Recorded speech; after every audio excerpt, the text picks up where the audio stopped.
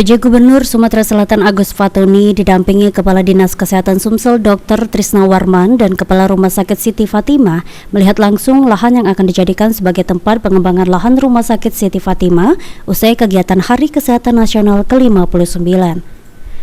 Nantinya di lahan tersebut disampaikan oleh Kepala Rumah Sakit Siti Fatimah akan dibangun gedung baru guna menambah beberapa fasilitas yang ada di rumah sakit milik Provinsi Sumatera Selatan ini. Khususnya kamar rawat inap kurang lebih 190.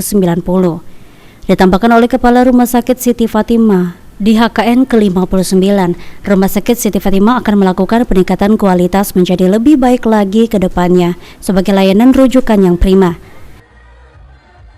Sesuai dengan tadi, kita kan berperan di transformasi kesehatan yang kedua sebagai rumah sakit atau layanan rujukan.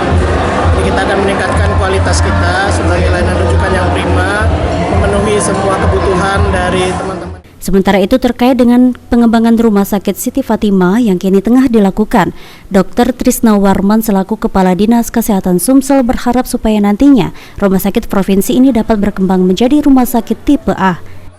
Di rumah sakit ini kita harapkan rumah sakit RSUD ini nantinya akan menjadi rumah sakit tipe A ke depannya, dengan pembangunan yang akan kita laksanakan ke depan ini.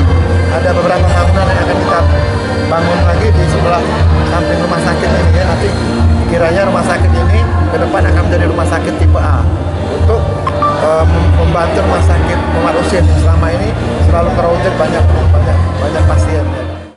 Sementara itu pada peringatan HKN ke-59, Kepala Dinas Kesehatan Sumsel Dr. Trisna Warman akan melakukan transformasi dengan 6 pilar yang bertujuan untuk Indonesia maju.